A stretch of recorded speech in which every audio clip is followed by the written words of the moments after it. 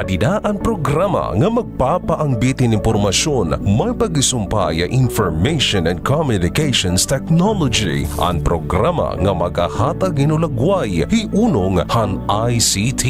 Ini ang taramdan, the ICT Talk.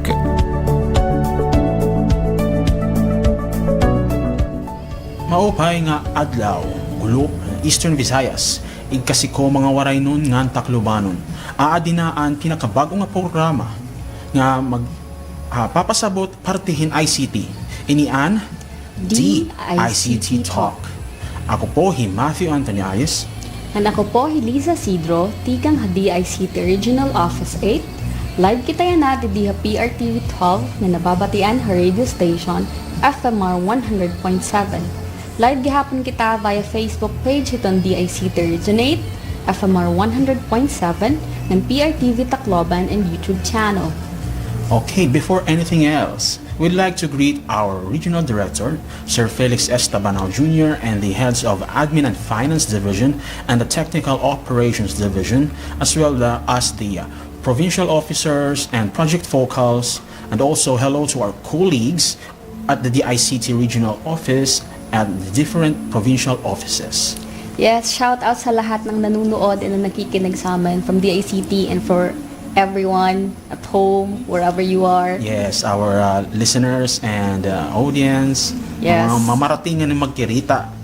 I hope the weather will get better, no? Oo. Parang mas makusog, mas mauran yan na compared yesterday. Oh, Tapos mas mahangin. baga mas okay panahon kakulop eh. Medyo Oo. oran sirak pero Sirak. yan na talagang oran. Consistent, oran. Nag-text na nga ni NDRMC with regards to oo, that oo. na orange rainfall kanina na aga tapos nag-red rainfall na kita halite. So everyone, be safe. Yes, please be safe everyone. Pag ikmat kita kay bagayan na panahon. Labi na kay amo na go din mga puros napasok itong mga low pressure or awag sanat bagyo. Hindi na mga panahon Hopefully. November and December talaga. Amo talaga yung mga bulan. Hopefully in the coming days, maupay na. Mas maupay na yung panahon. Yes. So anyway, moving forward kita, yesterday, we discussed how DICT was formed, diba? It was Yes. it was an exciting episode for me because it was our first episode, diba? Yes, exciting talaga. We didn't know what we were in for, but we made it. We made it. Ay tawid natin. I don't know if mahalata nila na we were kabado, a bit kabado. Hopefully not. Hopefully not. So, I hope today much better han aton first episode. Yes. Hopefully. Hopefully we will getting there talaga. So yesterday we talked about how DICT was formed through RA 10844. Yes. And then we also talked about the mission, vision, and core values na nagpapadalagan nitong DICT, diba? Yes. Tapos naghatag gihap kita yung overview ng mga attached agency and NTC and tapos the other two. The And then- CICC, Cybercrime Investigation and Coordinating Commission, yeah. and the National Privacy Commission. So tama yan, Lisa. Amo na. Yesterday, napanood din natin ang mga nahanabo noong National ICT Month, last June 2023. Oh, so I think damo na nahibaruan hit aton audience about DICT. Parang mas aware ni Hirayana. Hopefully. So, 'di ba? Tapos it's just the start, 'di ba? Kasi nga mas madami tayong madi-discuss and mas lalong makikilala ng ating mga tagapakinig at viewers ang DICT Regional Office 8 as well as the provincial offices. Yes. Tapos diba, ito naman, very dynamic and supportive leaders sa ating region. At syempre, mga amazing, mga gwapong at maghusay ng mga mga staff Upod nato. kita ito, upod ba kita ito? Upod kita ito. Ikinig ko lang mahusay para maupod kita. Ikaw. Yes. Ang wapo daw ko no. Oo, diba, hit aton bawat offices from the regional office, ngadto hit mga provincial offices nato na i-discuss later in the in our broadcast. Yes. You're right, Lisa. Blessed good talaga yung atong DICT Regional Office 8 ng mga very capable and talented personnel. Very helpful and resourceful ang mga atong staff indeed. Talagang nabuburubligi, di ba? As we have explained, kakulop talagang with those talents, with those capabilities talaga, we tend to help each other out. We are ready to accept challenges and tasks Kaya damit aton mababaroan yan, mag-grow talaga kita. Hini, hadi nga department. Yes. On today's episode naman is a special one as we discuss the diverse divisions within our very own agency or department, the DICT Regional Office 8. Yes, very excited ako to introduce the people behind the success of DICT. It is fitting that we give a nod to their dedication ha trabaho, diba? Like everybody's working hard. Everybody's doing their part para mapaupay atong department, diba? From Yes. all divisions. All offices. So, the first up is the Admin and Finance Division, the backbone of the organization. The people behind this division make sure that the office is running smoothly and nga tanan na administrative concerns and finance related is napo-process on time. Concerns about human resource, hinahandle din nila and nagsusort in funding concerns ng bawat projects. Pati na ang mga manpower needed for the different projects. Basically, hiraan guiding body para smooth sailing ang ating processes ng transactions sa opisina. Oo, diba? Like, tanan na ato na administrative needs, very helpful, very effective, diba? Like, for assistance with mga documents and mga requirements nga diri man dani direct aware masyado, but then they are there to help us out. So, the Admin and Finance Division is headed by none other than Sir Hector Lumagbas. So, diba?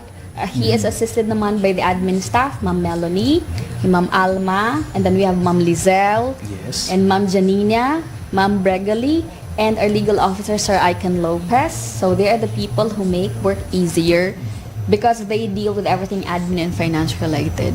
Yes. Of course, legal, So, and as for the finance naman, we have Sir Vince and Ma'am Bevelyn, and at the supply office, we have Ma'am Rowena Chan, Ma'am Malu, Sir Marlon, and Sir Danny. So, ikaw, I just want to ask, ano bit mo, like, what can you say about our admin and finance division staff? Well, during the times na may makinanglan kami, lalo na kan Sir Hector, talagang talaga, hiya talaga to assist us talaga in our concerns na kung kailan magpapirma with regards to the funds or something para sa mga approval at saka syempre para sa iba na during the time na GIP pa ako, so napapirma kami with regards to kahiyaman na naman head to during that time, so nagpipirmahan dayon tapos era mamelo niliwat para latin application ng COC and mga iba ng mga concerns naton at to hira nagagada aton. Tapos era Ma'am Janina at to era Ma'am Bregali, Ma'am Lizelle, yes. So at na mga mababait talaga. Oo, nag-a-apply pala ako sa DICT. Parang pag nakadeko, nagpapakiana ako sa IRA about anything, documentary requirement and all. Then we will be there so willing to help me out. Tapos, mga very friendly, parang diri kang mag-aalang. Like, diba? Bisan na diri pong nagsastart, nag-a-apply pala ako in process. Tapos, very, nagsasuggest hirahin mga, nga di mo requirement, di ka makade and all. Tapos, particularly Ma'am Janina, very, very, ang tawag ito? Bagat makagaan sa loob. Oo, yun, makagaan. Kaya Ma'am Melanie, yes, Ma'am Alma. Ma'am Alma. Tapos sa legal team luhat, Sir Icon, very cool. Very cool sila Icon. Mga As well as friendly Sir Hector. Parang at first, chika. At first, bagat ma-intimidate kang Sir Hector because of his big stature. Taas man taas man good. Tapos iba ko rin yung baga stature. So, pero pag naka-istorya mo hiya, very cool hiya, very cool and chill. Cool man, natawa-tawa lang. So overall, diba, I really like our admin and finance staff. Kaya Sir Vince, diba? Oo, labinan. Madaling lapitan. Kaya Ma'am Rowena, sa supply. Pag napapirma na, pang-procure. Kaya Sir Danny, ni Sir Marlon. Diba? Yes. Like, very chill lah. Everything chill. Labi naman malumana ito yung mamalo. Hindi natawag, nag-greet Hello. ako. Shoutout sa mga taga-admin and finance division and sa supply. Hello, Sir, Ma'am. Hello, Sir. Na-chika kami nga di. Na-shoutout na kamo. So, amo ato ang finance and admin. Admin and finance division. Well, next, we have the Technical Operations Division, leading the various subdivisions to implement each project that are essential in the digital transformation of the country, from cybersecurity to advanced operations, tech. They're the driving force behind our technological capacity. Yes, of course. The Technical Operations Division is headed by Ma'am Marian Gosoko, yes. a very capable TOD chief. So, hi ma'am. Kasi we saw na you watched our Ma'am Marian watched our episode. Our first live last night. episode. Hi, Tapos, ma'am. you are the reason why we're here. Thank you for this opportunity. Thank you for the support. Support. Diba? So under for the Technical Operations Divisions, we have the two subdivisions under it. So the provincial offices, of course, and then the projects. Pero before kita kumadto with further discussion naton, let's watch this video first from one of our projects in the ICT, the GEX, Government Emergency Communication System. So we'll be back after this short video.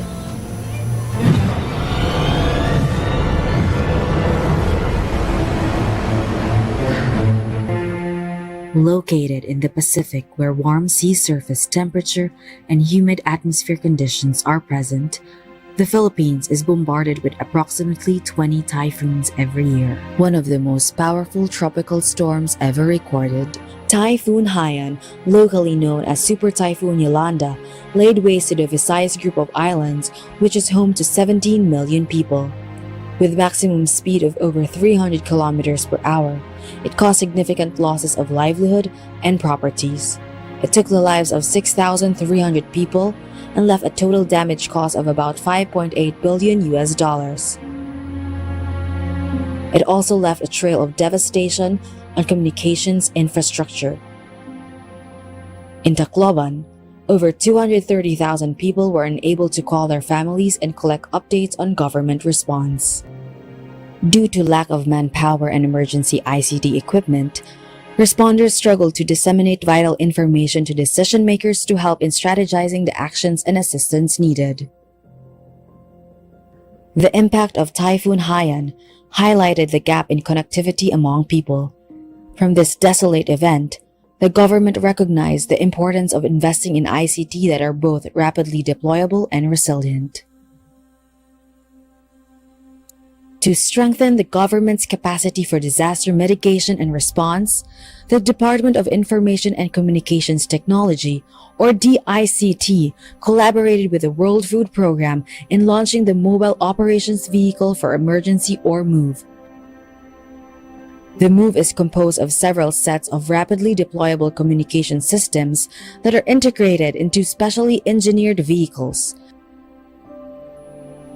Each set is composed of the hub, a 4x4 dispatch, and a motorcycle dispatch, equipped with the emergency cellular system, Manpack HF radios, handheld VHF-UHF radios, VSAT, base HF-VHF UHF radios, satellite phones, and IP radios. The MOVE is capable of offering people multiple modes for communication. Early establishment of emergency communication system helped mitigate the risk by 1. This facility can be used as a messaging tool to warn the public of an impending disaster. 2.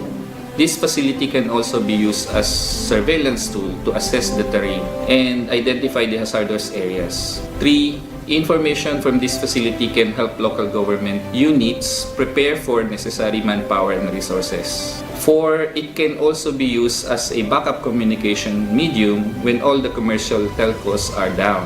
And most especially, this facility can be used as an operation center where decision makers can actually have a real-time scenario of what is needed on the ground and what is happening in the affected area.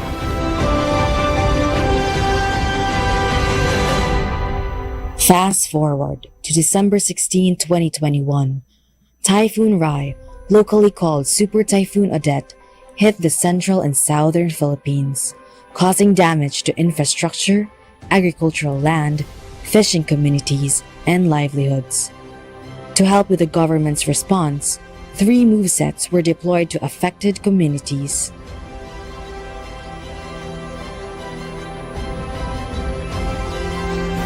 With the array of technology that are available on the move, we were able to support the local government in Sipalay City, Negros Occidental, and Carmen Bohol, which are the 2 of the most hard-hit areas of Typhoon Odette, by establishing emergency communications like VSAT, BTS, and radios. With MOVE NCR team, we were able to provide internet connectivity and free calls and texts to 1,000 individuals to the general public, for them to contact and update their families regarding their situations. The actualization of specialized vehicles for establishing communication systems in disaster-stricken areas is a milestone, and in the context of the Philippines as an archipelago, deploying emergency ICT equipment to different parts of the country is definitely challenging. However, the benefits outweigh the cost, enabling every Filipino to be connected in the darkest of times. Few days after yung audit, wala may signal. Daghan gusto mo connecta sa ilang mga pamilya. Was just fortunate nga the ICT team was deployed here. I think 2 days or 3 days prior sa Visceras ng Pasko. They were able to help us to connect with our families outside, for our families to know that we are safe. This morning I came down real early, about 7 o'clock, to use the ICT services, the emergency services for internet. It's a great assistance. We are isolated here with no internet, no Wi-Fi, no nothing. And so this is the first time I've been able to use the internet to notify my family in the United States, letting them know I'm safe, that I'm healthy, that we're doing okay. Thanks to this DICT, we're doing okay now. Thank you. Coming back from our short break, we just witnessed about the emergency communications vehicles as disaster intervention for establishing resilient communities, one of our projects here in the ICT. Ma'am, I'm really looking forward hit magiging guest naton hit aton hit from Jack's DRRM, because I'm from DRRM. Yes. I'm wondering if he know hinit mga aton may interview, Hino kaya? diba? Because it would be cool to listen to their explanation because of the move and The Jack's move, ano? Oh, like it's really sophisticated, like a lot of innovations there. Tapos pag na-explain niya it function, tapos it features, it would be cool. It would be cool to witness that. So, looking forward for the representative from Jack's. Yes, shout out nagihap. Hello. Yes. Hello, sir. Well, moving forward, continuation of what we discussed a while ago. As for the provincial offices, we have the Leyte, headed by Ma'am Claire Fernandez as the provincial officer. Southern Leyte, headed by Sir Ray Noel Colliera. Biliran, headed by Ms. Hazel Martinez. Samar, headed by Sir Edberto Verzosa. Eastern Samar, headed by Sir Dante Rosales. Northern Samar, headed by Ma'am Florence Yanto. Amoy ni hirag gihapiaton at mga maabtik ng mga provincial officers nga namamahala hiton aton mga opisina ha iba-iba nga probinsya din Yes. Region 8. Oh, just like ano timong mayayang kani unong hit aton provincial officer. So na-meet mo na bahiratanan. Yes. Yan, oo. na-meet ko na hira. Oo. Ako liwat, na-meet ko na hira. Parang na hanamon mga hanamong trainings, visited places. So ang nag-aasikaso amon mga provincial officers. So I've been to Samar, Sir Edberto, very accommodating. Oo, very hira dito. Mga very nice people from their office. Sa Eastern Samar, of course, kan Sir Dante, 'di ba? Yes. Very parang mga ito nga ni hospitality and all. They made sure na anamon stay okay. Tapos we're taken care of. Tapos Northern Samar gihapon kay Ma'am Florence yan to. I got to parang interact with their, ito nga yung mga requirements, pag nagte-training ka mo and all, parang they're very responsive, very eager to help. Tapos, kuwan, with regards to if you need anything, they will be there to assist you. Talaga. So, late Ma'am Claire Fernandez, very, paano ba madi-describe Ma'am Claire? Parang iti energy, full of energy. Full of energy, active talaga yan. Active talaga yan. Pero may tapos high spirit pang ganun yung dating. You'll know when Ma'am Claire is in the room. Parang very energetic. Boses pa lang pag dumating na alam mo na. Claire, And then of course we have Sir Ray. Sir Ray Collier is really nice also.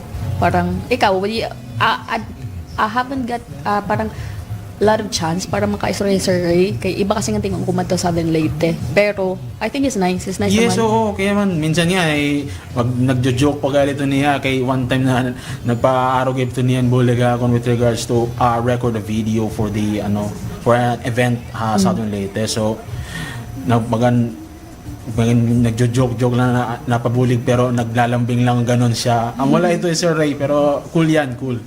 And then si Ma'am Hazel Martinez, 'di ba? Parang whenever I think the best person to ask hiunong hit events. Yes. 'Di ba? She's really capable. She's really parang amazing niya. I think if I want to learn a lot of things about pag-organize it events and hit trainings and all, parang Ma'am Hazel Tsaka malumanay magsalita. Very malumanay magsalita. Like, it's relaxing. Yes. Pag magyayakan niya. And of course, si Sir Edberto, diba? Very chilly what he has. Chilly ito ni Sir Edberto. Wow. Ulit lang ito. Yes, okay. Hey, sir. Tapos si Ma'am Florence Yanto. Nako. Ang mga joker. Inalak ito magkuhan. Pero mabiro talaga yan. Oo. Malabad-labad. Pero pagdating sa mga kailangan, talagang compliant talaga ito niya. Stricto talaga lahat itong regards to kuhan. Because we have Sir Dante, soft-spoken, parang, soft-spoken. diba, very chill, Sir Dante. Mabilis, mahilig magbiro kaya pa nito ni Sir Dante. Parang chill hiya, pero mahilig mag-joke. Tapos, parang, bago pala ako, kaya nga nakaka-interact. But, oh my God, nagjo-joke ngayon. Kaya very malumani hiya, di rin mo i-expect nga, joker hiya. Pero very joker, very nice, very chill. Sa Amatira, provincial offices, diba? So I hope I get to visit the other provincial offices. Were you able to visit na the offices? So far, waray pa ako na visit talaga na ako. I have not been in regional office. Kay more on events ako na events din nga ni. More on din hilang talaga so far. Waray pa ako makakatuhay ba na lugar na provincial offices para mabisita. Almost na pero waray ka dayon sa sayang lang. So that's it. Kami kasi last October may series of trainings kami for DRRM. So parang anamon team na assign mga Samar, Eastern Samar, Northern Samar. So amo ito, nakikig-coordinate kami ang mga provincial officers. So amo ito na ako. Other teams naman, Leyte, Southern Leyte, Biliran, amo ito na assign. So anako nakatuan amon to tulo.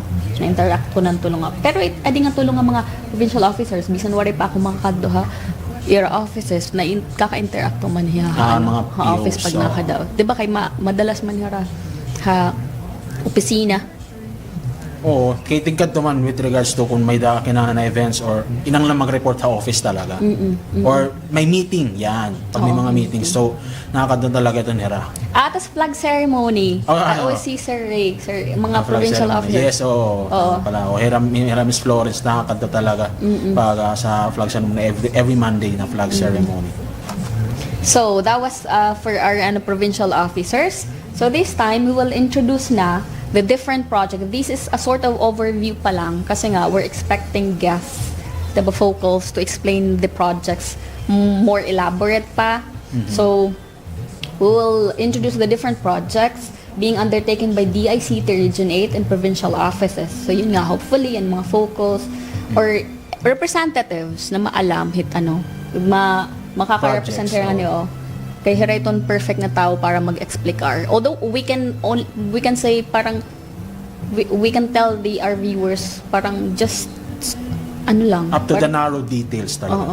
Hira talaga makakapag-explicar ta every detail bit by bit simple man.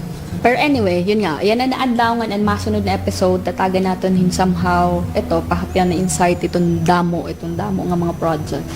Mga magkurulaw itong projects hit the ICT. So usaw-usaw natin ini mga project para maging aware itong mga tao kung ano ba talaga itong ginubuhat hit the ICT. Ano mga na-achieve, ano ang mga milestones, Accomplishments. tapos kung ano all about ano ito nga specific project, diba? Like its Para talaga goals. na to reach the common people talaga na maintindihan talaga nila at kada project. Di nila kay kada explain lang na bagan pahapyaw la or bagan ada tip la. Kinahanglan talaga up to the narrow down talaga maintindihan talaga itong tao na amo talaga naging bubuhat. Maintindihan nila, okay ganito pala, it's for the benefit of us. Parang ganun sasabihin nila, dire kay nila. Tapos parang it helps na mas aware sila. Okay, so there's the project like that that we can avail actually. So ganito. Like, okay. That's added knowledge. Like, what if maging, because they've learned about this, okay, I want to be a beneficiary somehow. Like, is there a way for me to be part of any of those projects, diba? Like, mga beneficiaries, mga recipients, Yun, mga diba? recipients, Or, just yung knowledge la na this is what the government is doing, diba? This is what this department is doing for the benefit of the people. Talaga. Yes, that's right. So our Technical Operations Division, moving on, is headed by Ms. Marian Gosoko.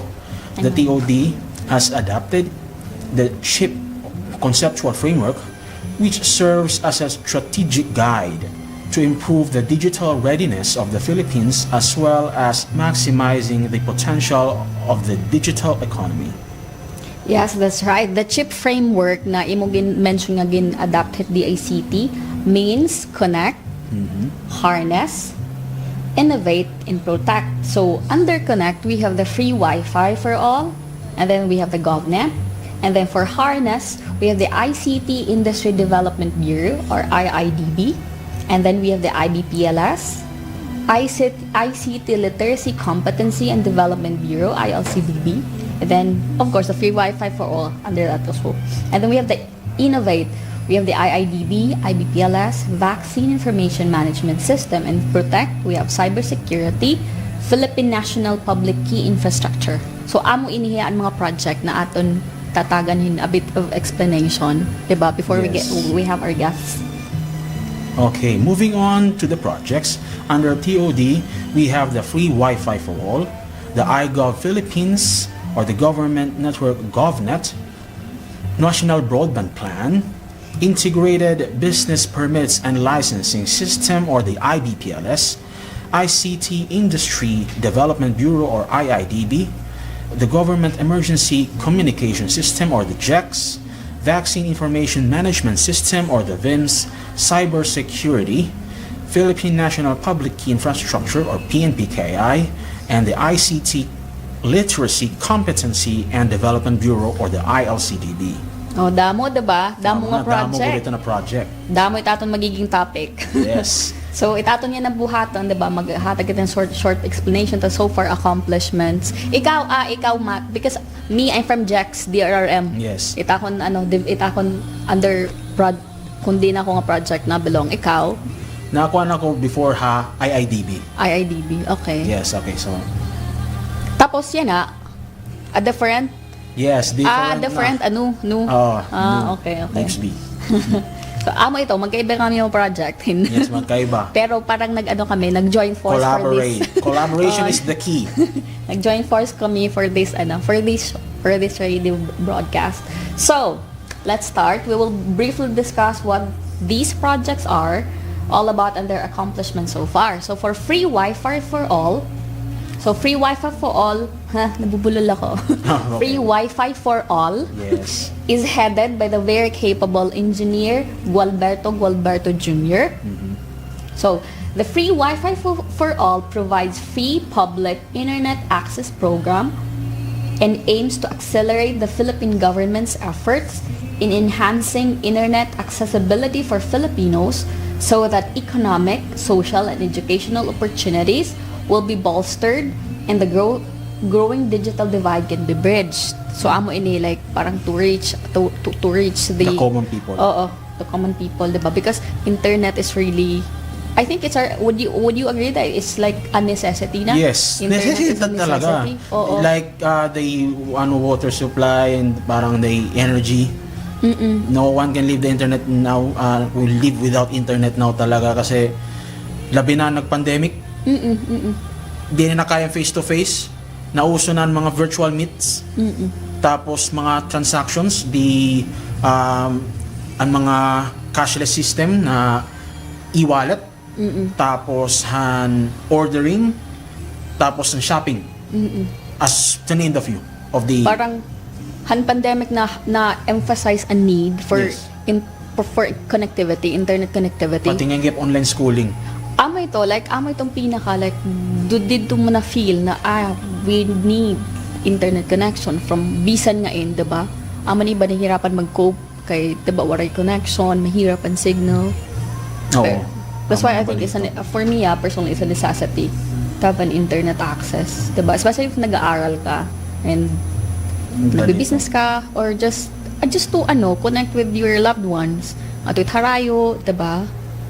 Parang those are really parang basic needs, basic requirements for Alam mo, napakaswerte talaga natin na we live in this generation kasi during our parents' times or our kalolololohans times na telegram or di kaya mail, snail mail, at do pa na mga panahon, tapos yan na, text na lang, mga musta ka kahit titi mo loved one is afar from you. Dire pa rin na magle-letter ka pa, pera pa kabulan option na ma-receive, diba? Napakaswerte talaga natin. So, we take have advantage of that, as much as possible. And be responsible.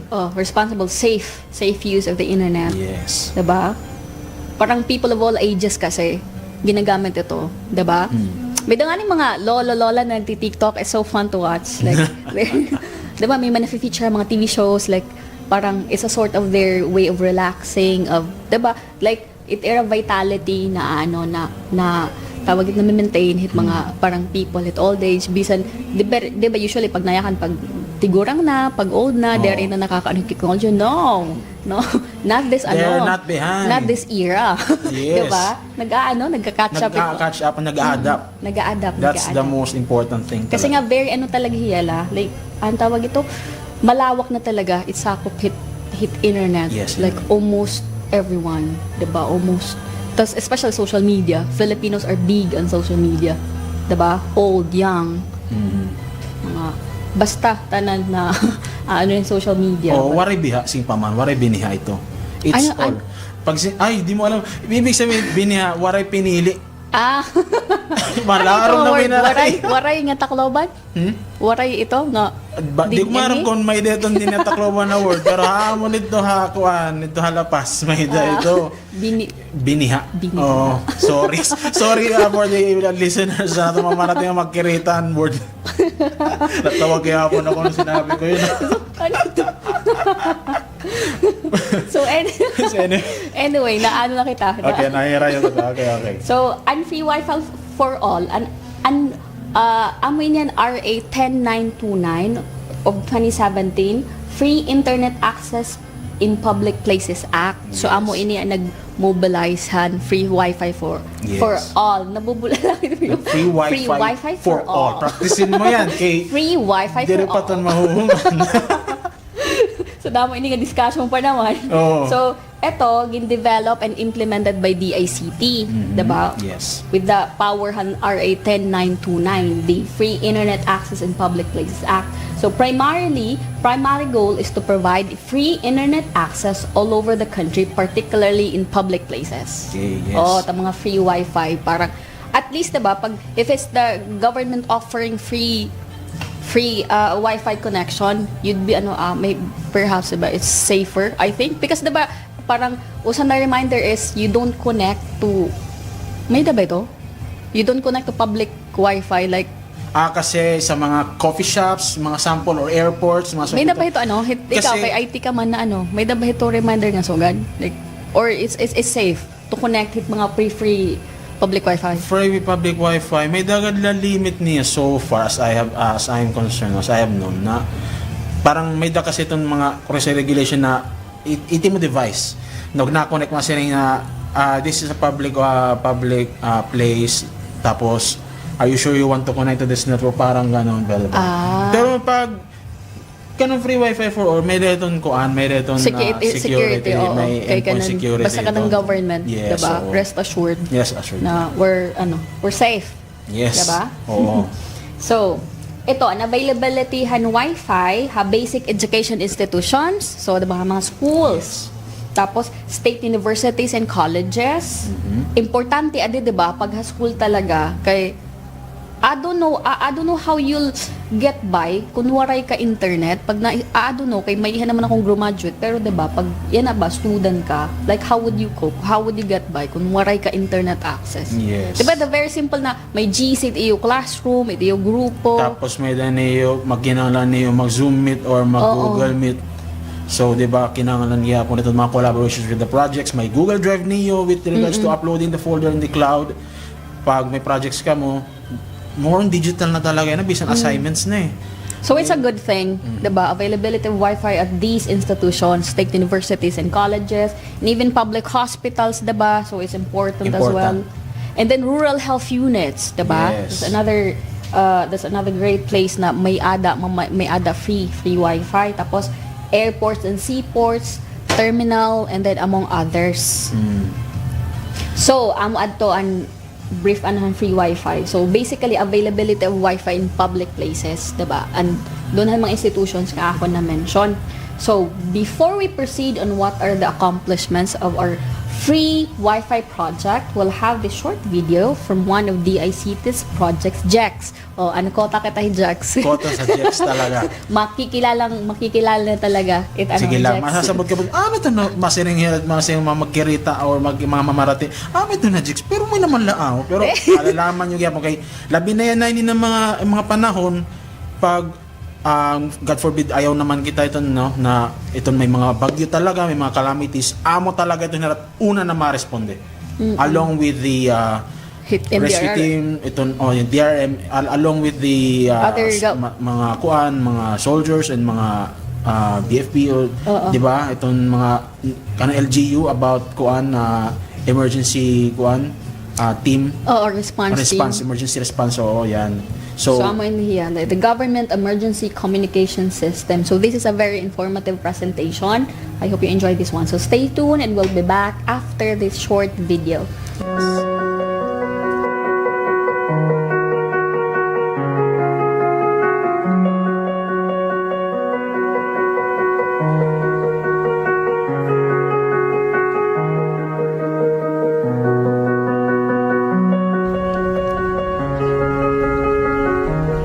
Primary objective of a GEX project is to make sure that we have good communication and improved coordination in scenarios where emergencies like typhoons have demobilized all other types of communication. When you enhance the possibility of information and communication, as this project of WFP, you have units of information and communication that are placed in areas where we need to save lives and to protect livelihood. This is fundamental.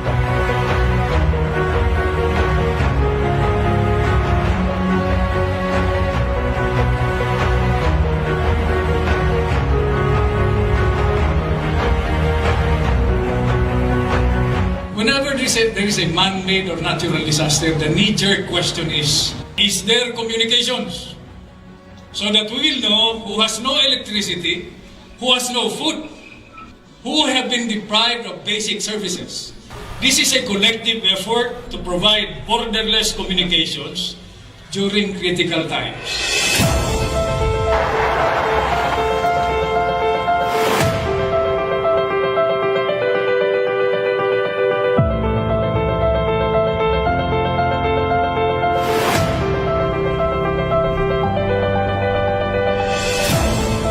I'm here in Tacloban City.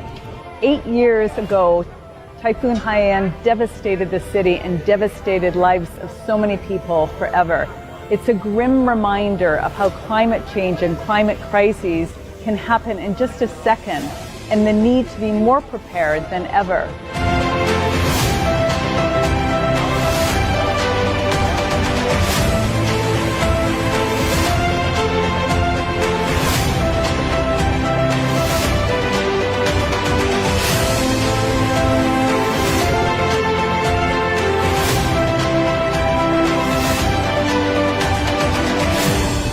communication is very important in terms of disaster. And it's very timely that MOVE is here.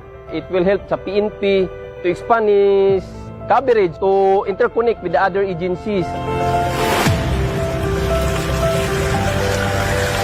For now, we have about 6 already deployed in Clark, in NCR, Batangas, Tacloban, Butuan, and in Davao City.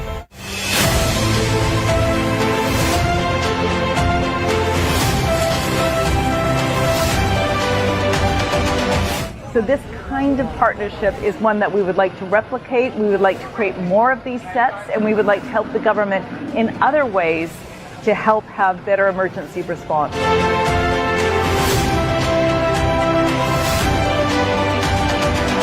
With the JEX Move handover, we can look forward to improved disaster response that satisfies local and international global risk reduction standards. This is an investment in technology, but the most important, this is an investment to save Filipino lives.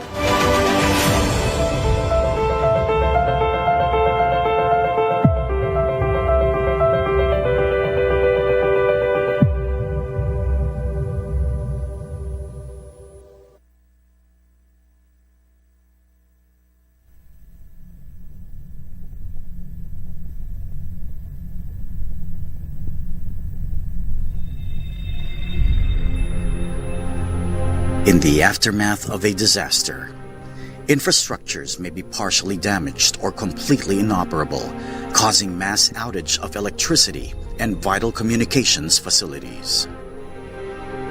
DICT committed to implement the GEX project to assist on such demanding times with the deployment of GEX Mobile Operations Vehicle of Emergency or MOVE in the affected communities.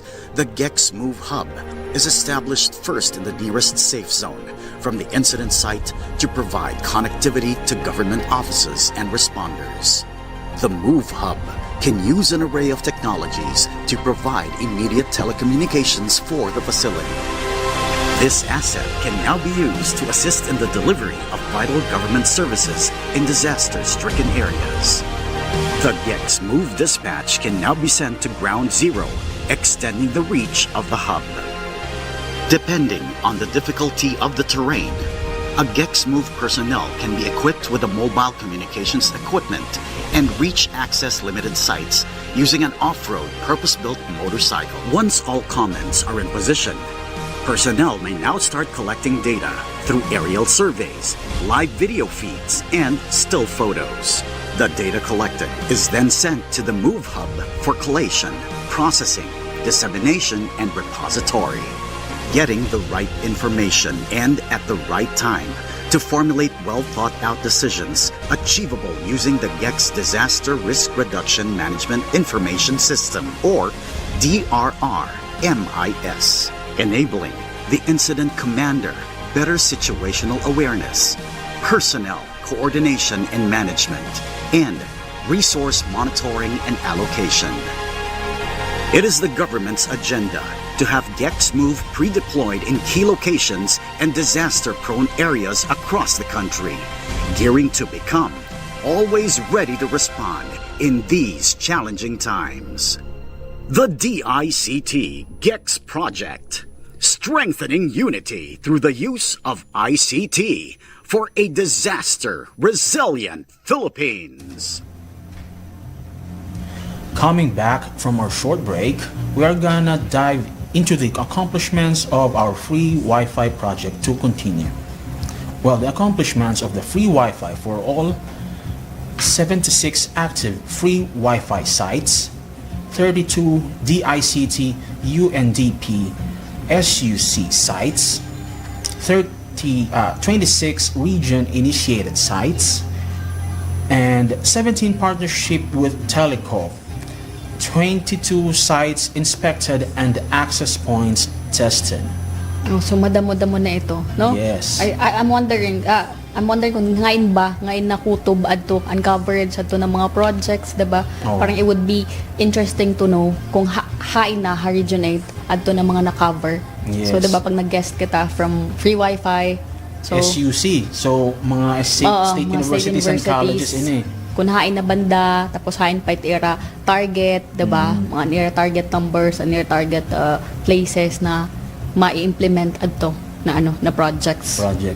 Tapos, hopefully, gihapon mga hospitals na, seaports and airports and terminals, may na nagihapon ito. So, siguro haiba na region, pero with regards to here in Region 8, amo init mga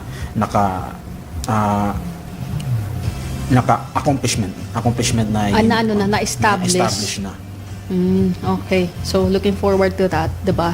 Mas detailed na info about those projects. Tapos how do they go about it, diba? Yung process of implementing the project, diba? Tapos parang, mga future plans gihapon. So kasi diba it must have been parang it's a lot of work, diba? Yes, I of think. course. I don't know, I'm not technical. Amo to ni right nag-install ng mga LAN cables dito, nasa kasakat mga tore dito. Yes, oo. Amo to nagpapabulat sira kit adlaw. Once na kinahanglan internet gihap. Actually, airport pala, with regards to the airport, naidaneran dito Daniel Zero Maldes.